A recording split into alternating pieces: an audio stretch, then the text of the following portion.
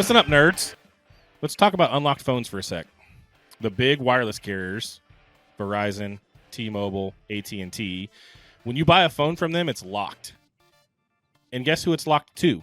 Just them. So you can't use it anywhere else. That's ridiculous. And if you have an unlocked phone, then you can go to whoever you want, any of the big three, or you can go to like Cricket, Boost, anything like that. Or maybe you like Ryan Reynolds as much as this guy, and you've got Mint Mobile. An unlocked phone will work anywhere.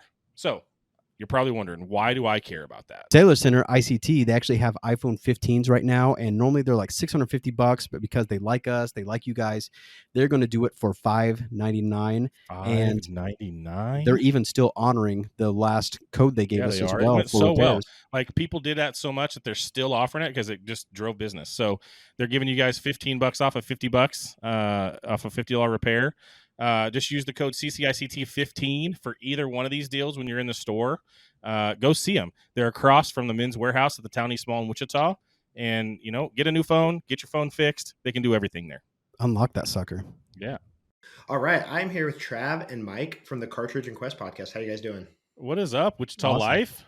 I know. I'm excited to have you guys on. I talked a little bit with Trav via email. It's always very well themed. We definitely try to stay on brand for sure. It's impressive. You're committed, and I love it. So we'll start with Trav. Just tell a little bit about who you are. What do you do for a living? What's man. So I'm AverageTrav, IT guy by trade. Amateur podcaster by night, and really just not very good at both. Yeah, not very good at either. But we're really just taking a trip back to the 80s and 90s. We both turned 40 this year. I've already turned 40, and FoodieMikeC is turning 40 this year in August. So we're just trying to get this nostalgia thing back to when we were kids, like when growing up in the 90s. I grew up in Wichita, born and raised in Wichita. We moved down to Wellington back in 2020, but born and raised on the west side. So, my old stomping grounds were really just the west side, like the West Acres bowling alley area over there by Northwest and Kinsler Elementary. So, it's just that's really where we're at. And what we're trying to do is just bring this nostalgia thing back to this area and talk about all the things we did back then. Amazing. And Mike, what's your story? Where are you from? So I'm born and raised in Wellington, and I actually I'm a 39-year-old disabled veteran. I was picked up by Food Network the last year I was in the Army, named one of the top 10 cooks in America. And Since then, I come back home. I've got to do some work with like the Chiefs, Royals, Cowboys, international touring bands, things like that. And it's been super cool. The Royals? Did you say the Royals? The Royals, yeah. Actually, Whit Merrifield, and I think he just retired too. I think he just announced like yesterday or the day before. No way. He retired, but I went and cooked for him, and like half the team showed up, so that was a really cool deal.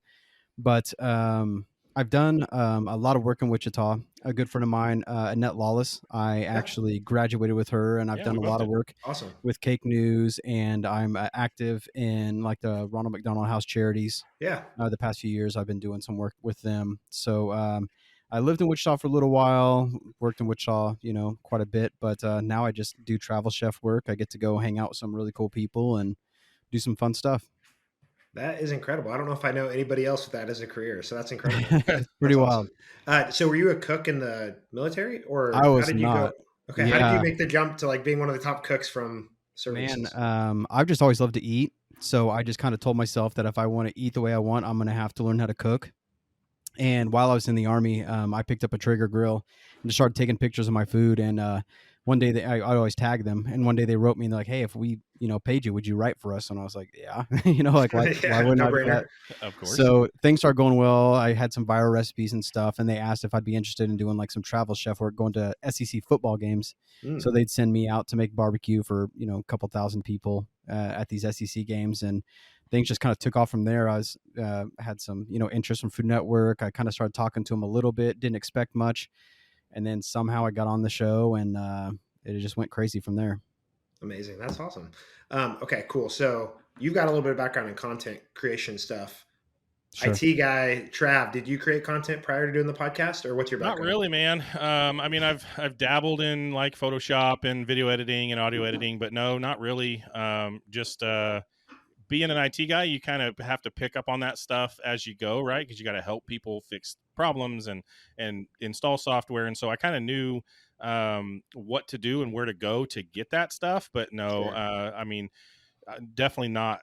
Hadn't created content before starting the podcast for sure. Cool. All right. So you guys are both turning 40. What's the origin story? Like, did you guys text each other one day and like, hey, we need to start this? Or how did this kick off? Where'd the name come from, et cetera? Yeah, it was more of him. Like he kind of was like, "Hey, man, I'm thinking about doing this podcast, just about like how we grew up." So and actually, things we went through. it was an idea that started from the name, right? It was I don't even, back in January of this year, it was just like, hey, a Cartridge and a Quest. That's really cool. What can we do with it? And I text you and I said, dude, I want to do something with this. What would be good? And he was like, I have no idea. Like, I just make burritos and stuff, man. I have no idea. And so we started talking about it and talking through it. And I'm like, man, could this be a podcast? And it really kind of morphed into, yes, it could. And we want to talk about retro video games. That's what it started as, right? Yeah. And as the very first episode we did, we actually interviewed Dante Hall, the old Chiefs wide receiver. And we at that point we're like, okay, this isn't a sports podcast, but that was really fun. Yeah. And so we're like, okay, what is this thing actually going to be, right? And so as we've kind of gone along, we're getting ready to record episode 20, and again for the second time. And what we've kind of figured out is that, man, it's really just all of that stuff from the 80s and 90s when we grew up. It's video games, right? It's very focused on our past, but it's also like, hey, we're adults now, we're parents now, like just going through some of the things with the kids, the family, work, like whatever, just kind of tying it all in together. Right. What does it mean to be our age and have grown up and now have real jobs, some of us, and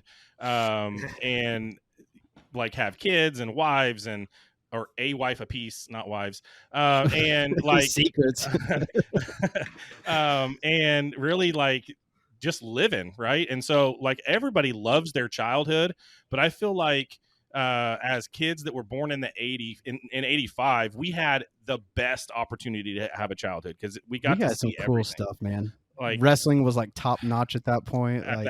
All the games that we got to see, just the evolution of the computer and the way that the internet has taken over, and how we were kind of the last generation to not have the internet and then have the internet. Sure. And like just that whole nostalgia retro thing really has appealed to kind of our inner child as we've been doing this podcast. And so it morphed from, we want to talk about retro video games, to let's just talk about being 40 and what that means, right? Sure. Yeah. I mean, I'm not that old, but I'm right behind you guys. So I was 92. So I got kind of the tail end of that. But a lot of the games, I mean, I would grow up with, the NES, Super Nintendo, all that. Yeah, absolutely. All that stuff. So, as they say, nostalgia is a hell of a drug. So I think you guys are onto something there. So there's definitely something to like looking back and like whether or not that stuff was actually better. I think it was, like, a lot of the stuff was like better back then, but like looking back, it's like rose colored glasses. It was awesome. It was better. So yeah, looking back at it, you're right. I mean, it's like, yeah, maybe there was times where it sucked for sure. And we talk about that stuff too, about how sometimes our childhood was crappy, but, and I think everybody looks back at their childhood, and I mean, unless it was just real terrible, it's always kind of cool, right? To look back and just be like, that was a cool thing. But, yeah, man, we just had so many cool things as kids when today's kids are just like so spoiled, like especially like my kids. Wild. It's like they just have everything, and they don't know what it's like to just have to go touch grass for an entire or be day. Patient for any square amount of time. But we've even talked about doing some fun stuff like, hey, I'm going to make a Dunkaroos recipe, or like the Teenage Mutant Ninja Turtle pies. I'm going to remake those. So there's stuff from our childhood that we like miss that it'd be cool to try to replicate. So I think that's something else that's going to kind of pop up here in our future. Or like the rejection of riding your bike to your friend's house and knocking on the door and his mom telling you that he's not even there. Right, Like right. kids don't have to deal with that now. They just get online. If it's green, they know their friend's there. If it's red, they know their friend's not. Right. And so it's just like taking people back to that, and then really just taking people through that journey, because we get comments all the time when we'll post stuff about back in the 90s or back in the 80s, and people are like, man, that makes me really sad that you're talking about that and we don't have those things anymore. And it's like, man, this should not make anybody sad. Like, yes, we had cool things, but it's evolved so much, and we have those memories to hang on to. And so I just feel like that shouldn't make anybody 100%. Sad. That should make you excited and happy that you have those memories, and that we get to go back and talk about it, and then we get to push that forward to our kids and relive it with them, and bring that stuff to them. Like the first time that I put a retro video game console in my kids' hands and they got to play Mario Brothers for the first time, it's just like, that's the proudest I've ever been as a dad. Not really, but like, it's one of those things where it's like they're getting to play some of the stuff that I played when I was a kid. And that's just totally awesome. Oh, absolutely. So do you guys, how old are your kids?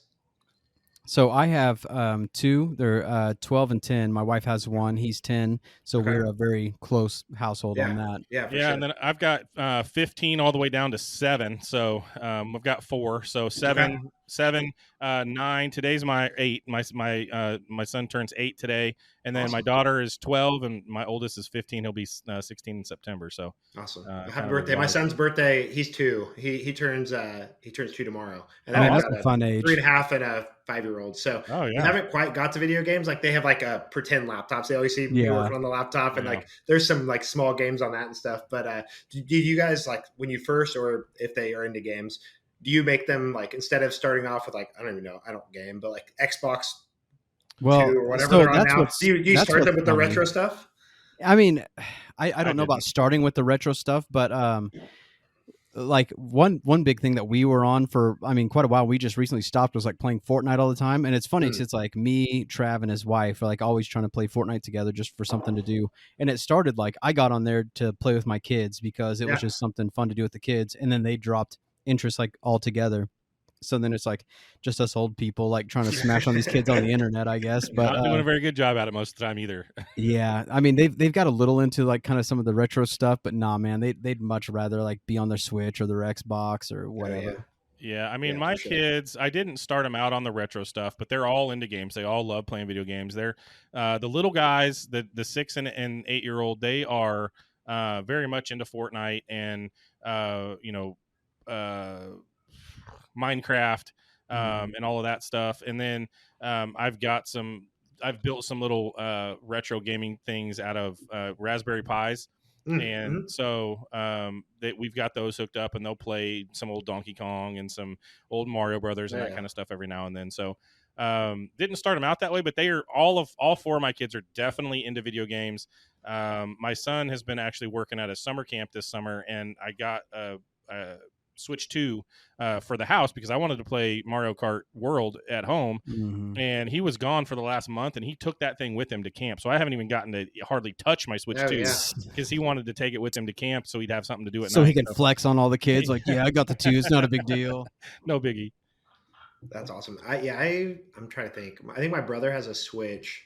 I don't know. I haven't bought a new console forever. Like I was never a huge gamer, but I was always like way more Nintendo. Like it was Nintendo growing up. My cousin lived with us for a while, and so he had the Sega Genesis, and I remember playing some of those games like Sega, Sonic, and I think it was Sega Genesis.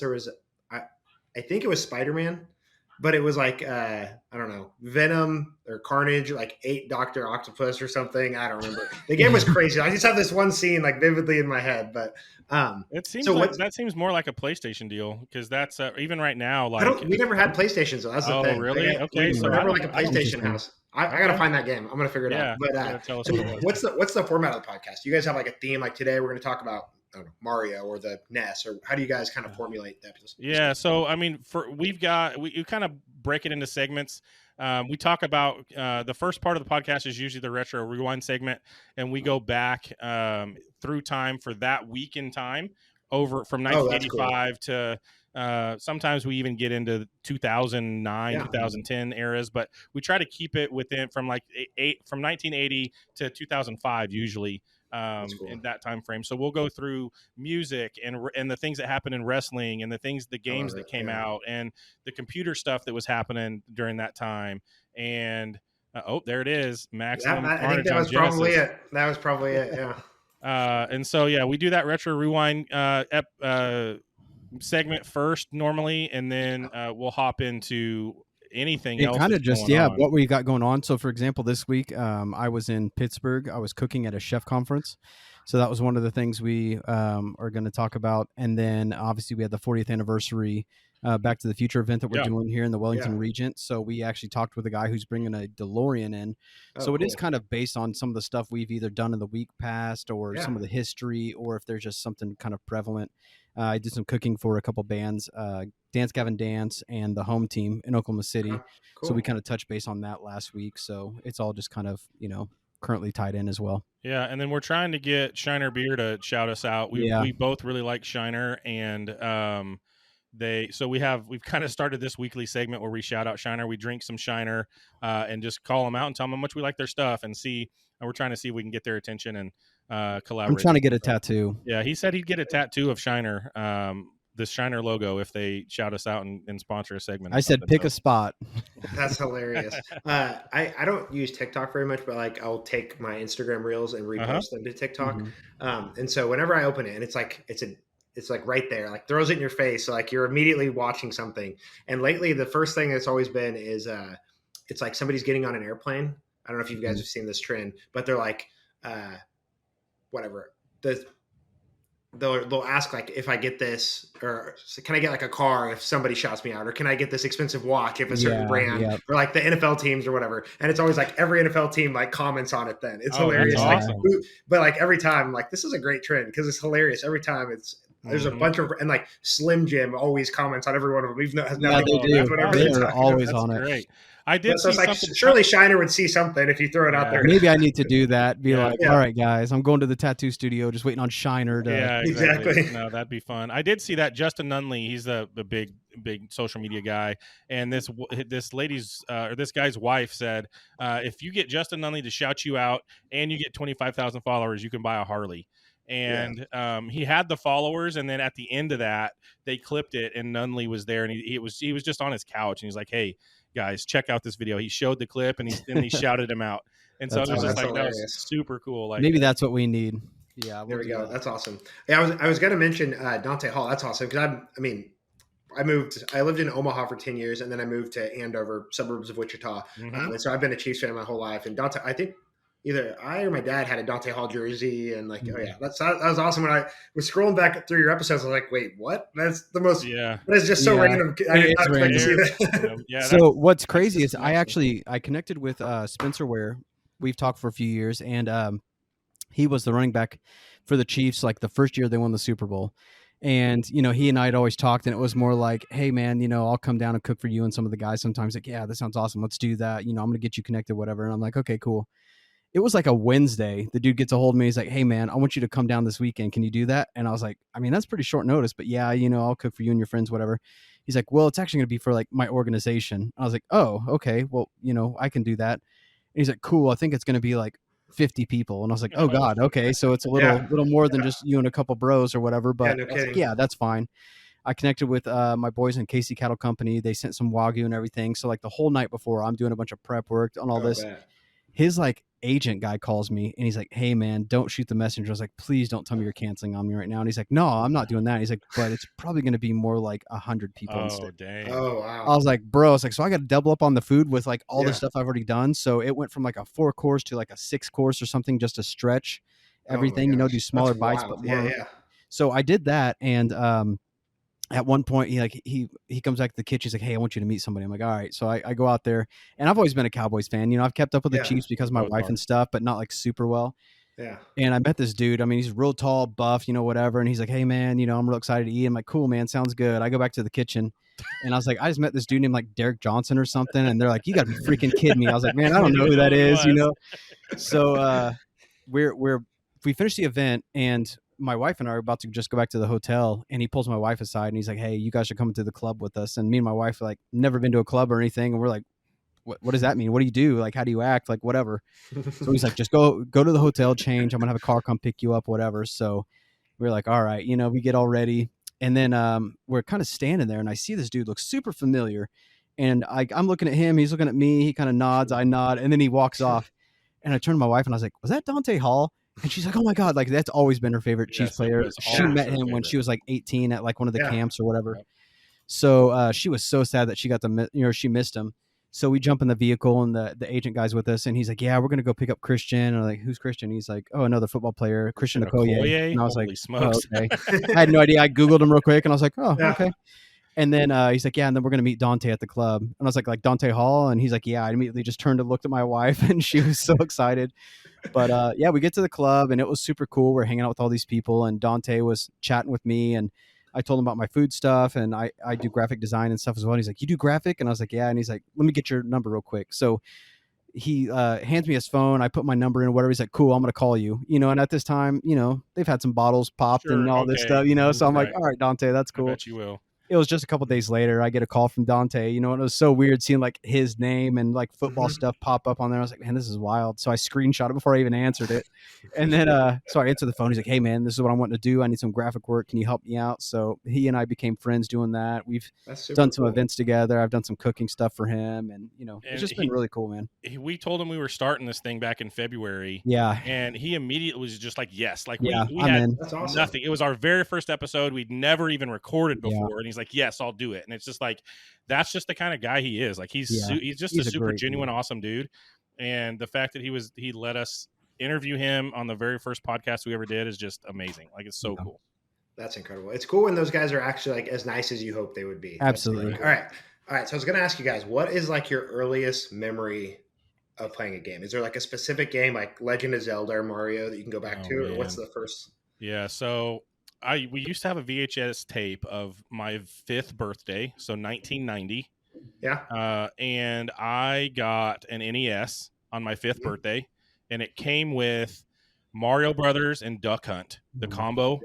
Yep. And so I was just flipping out. I really wish I could find that VHS because I'd post that crap on TikTok and hopefully get That'd be great. Yeah. But so that's my very earliest memory, just being 5 years old and getting a Nintendo and freaking out because I got it for my birthday, and then just playing the crap out of Mario Brothers and Duck Hunt. And then somehow we ended up with one of those mats for track and field with the big, huge buttons on it that you'd run on. I've never seen that one. Oh, wow, dude. You got to look that up. That was what I was going to say. It's so cool. I remember doing the track and field. You're just hustling as fast as you can, keeping your feet like on the dots. You know what I mean? Just trying to run, and then you have to jump for long jump or something. I'd jump off the mat. Yeah, but I'd cheat. I'd jump off the mat and then jump back on the mat. You had to time it perfectly. Yeah, you did. Otherwise, you'd fall on your face. Yeah, that's true. That's what I was going to say. And I remember the dog pissed me off a lot because it was always laughing at me when I missed a shot. Yeah, that stupid dog always made me mad. I was gonna say I played that one a lot. I just had never seen that map before. That's super cool. It's so cool. I love like all the random stuff they tried back then. Like the gloves and everything. The glove failed hard. Yeah, it did. It was bad. Super Nintendo had like a cannon. The Super Nintendo had like a cannon for one of the games. Dude, they partnered with a exercise bike company and did an exercise bike game that connected to the NES, and it failed hard too. But if you find one of those now, they're worth like $50,000. I've never even heard of that. That's crazy. I haven't either. Yeah, it's cool. It's just they took a lot of shots. It was cool. I think my earliest one was, I was thinking about this because I knew I was going to ask you the question, but I think it was Pokemon Red, and I was like 4 on like the Game Boy, and I just remember like I didn't really play video games. Like I was like 4 or 5 years old. And like, I don't know how to get out of the house. Like you start in like your mom's house. I'm like, I literally don't even know how to get out of the house to get started. That's hilarious. That was kind of like Zelda. I think the very first time anybody played Zelda is like, what do I do? Yeah. Like I'm in this little castle thing and there's some pots that I can break. And then what do I do? Yeah.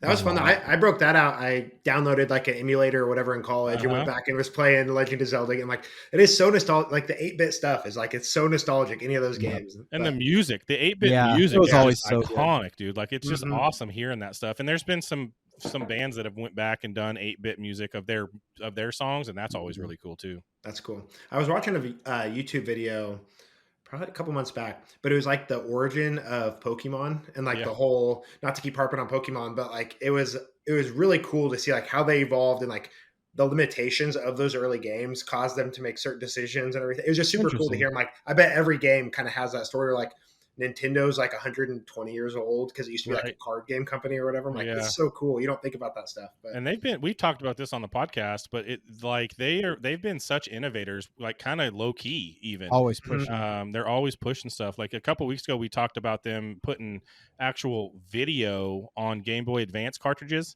And just you'd pop in a Game Boy Advance cartridge and there was episodes of Pokemon or episodes of SpongeBob or a movie, and you were able just to watch that on your Game Boy Advance, and that just seems like a really innovative and early, before you had cell phones and stuff where you could just watch TV on the go like that. So 100%.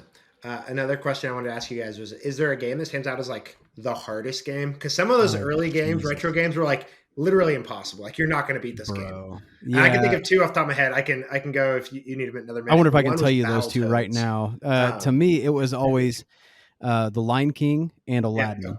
Okay, I haven't played either one of those. Crazy hard. It was stupid. Like it was not meant for kids, and like we discovered, like it was actually created to be so hard that people had to keep like going back and renting the game to try to beat it. So it was like intentionally way too difficult. The company actually made that game so that when you rented it, you couldn't beat it in a weekend, so you'd have to go rent it again. That's early. You need to check those out. It's bad. They must have had Blockbuster stock or something. Yeah, but, yeah, exactly. The first one that comes to mind is Battletoads. I think it was Super Nintendo.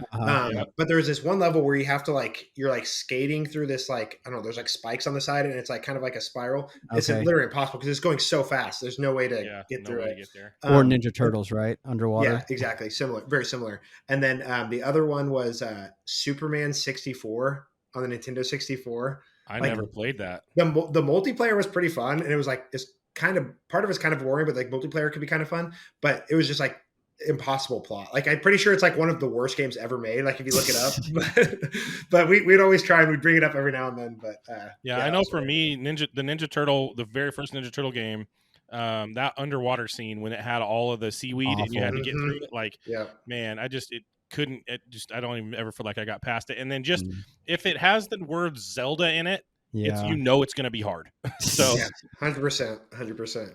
Yeah, some of the new games, it's just like it's almost more art than it is a game. Some of the newer Zelda games, like it's just I haven't played a lot of like probably the last however many, but like just watching like the trailers and watching the gameplay, I'm like this is just like a work of art. It's beautiful. So yeah, I agree. They really do a good job, and they've changed up the art style on those too, and made different types, and they've done cell shaded, and they've done normal, and they've done like this, and so that they do a really good job on Zelda.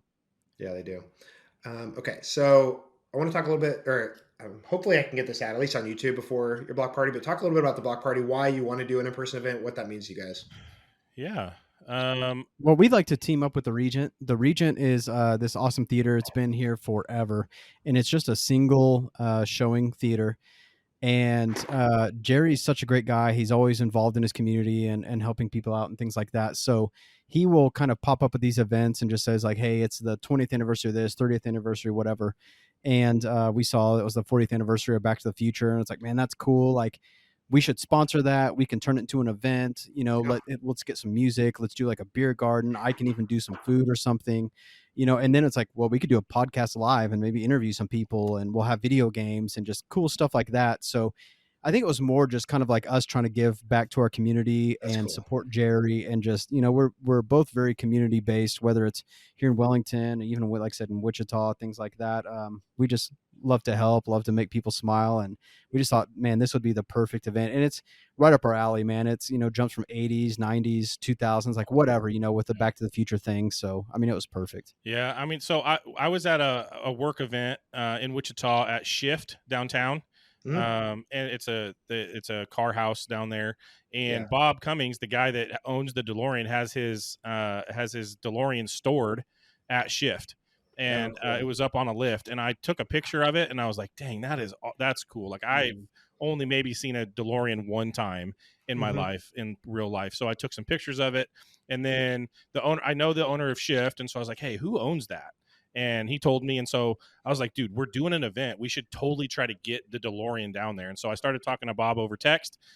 He was kind of standoffish at first because he didn't know who I don't think he understood. He was like, what do I have to do with this? Like, what does it mean? Like, whatever. But after we talked to him, I mean, he's the coolest guy. Super cool guy. We actually interviewed him for the podcast that's coming up. And so, it really all kind of fell together. And then finding out that the 40th anniversary of Back to the Future is on July 3rd, which is the day that it came out in 1985. It's like, how do you not do a 40th anniversary? And then how do you not make it as big as you can when you want to do something like that? So, yeah, I mean, it all kind of just fell in place, and we're hoping to have a really big turnout. The movie is going to be free at 7:30, so anybody that wants to come watch the movie, that's free.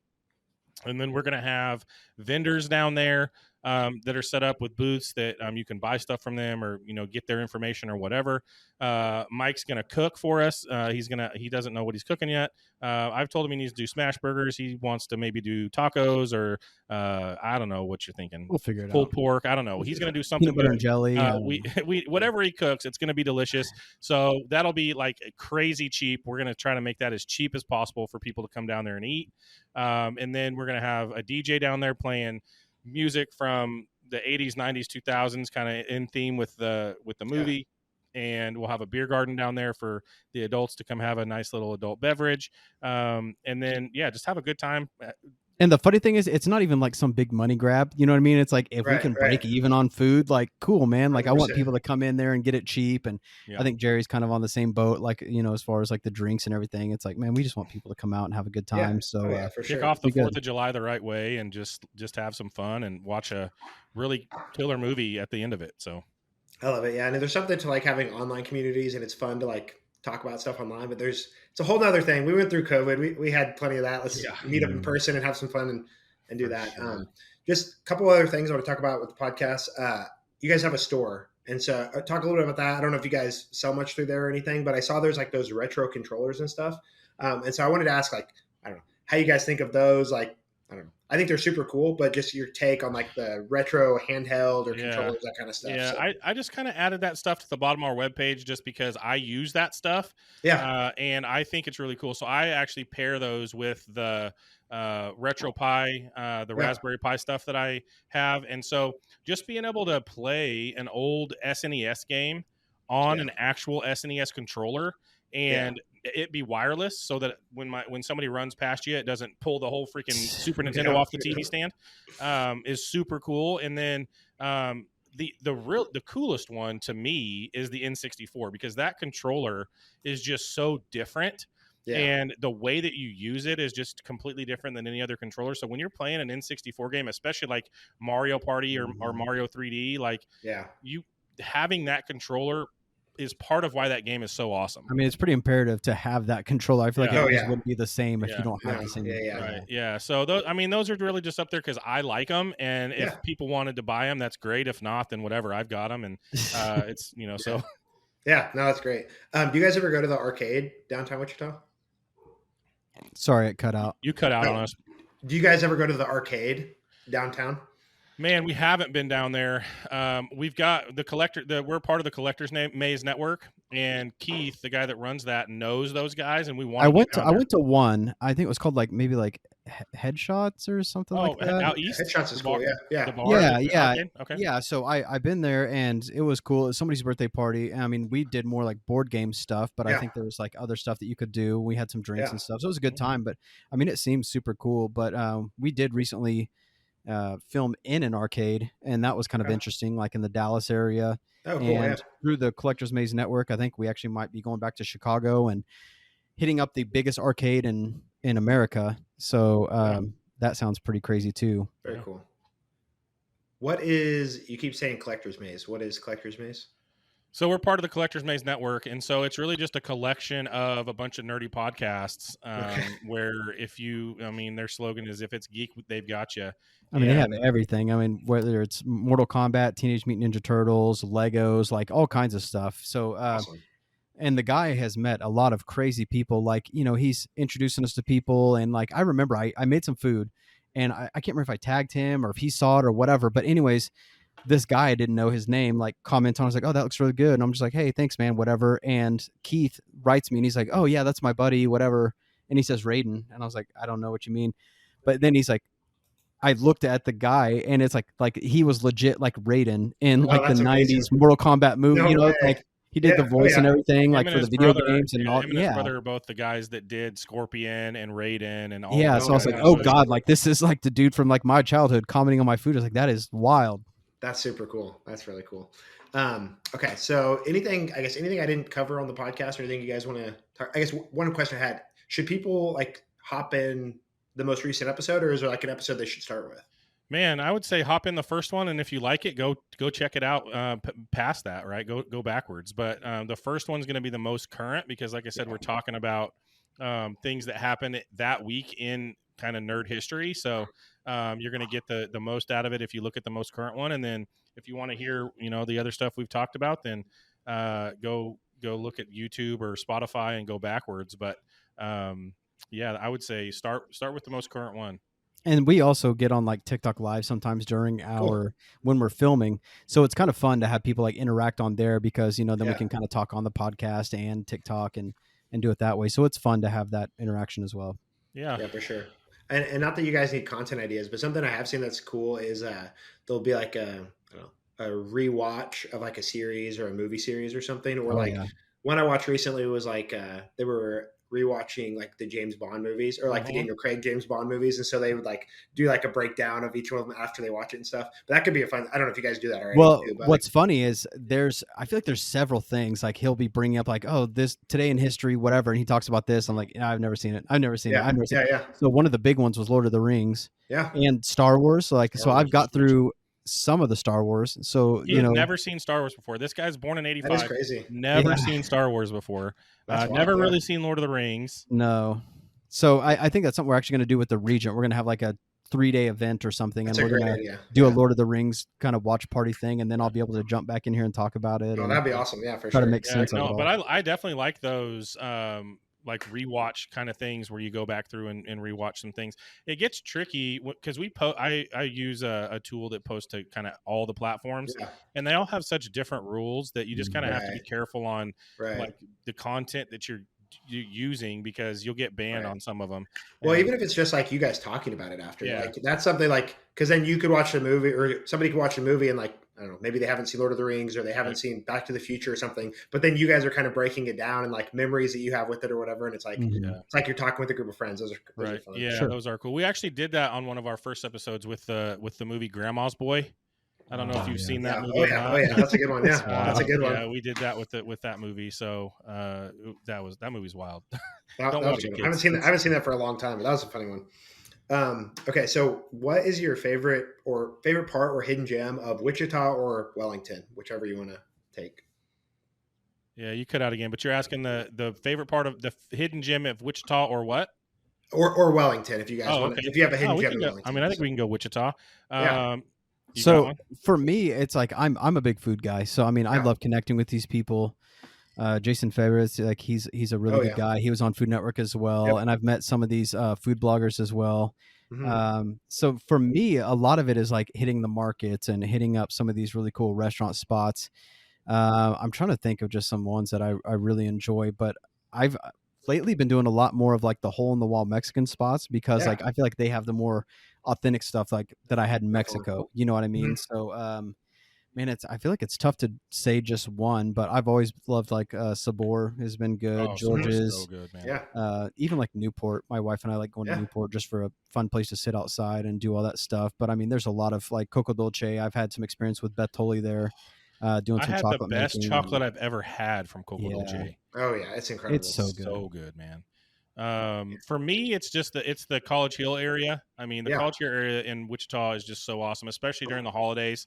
Those people do it up really good down there with decorating their houses and just all the stuff that happens. And then the parks that are in the area down there are just super pretty and nice. So it's that College Hill area, man. If we moved back to Wichita, there'd be no question where we'd be moving to. It'd be College Hill somewhere. 100%. No, I love College Hill area. I just have one more question before we kind of shout out where people can find you, but we'll start with Mike. But what does Wichita mean to you?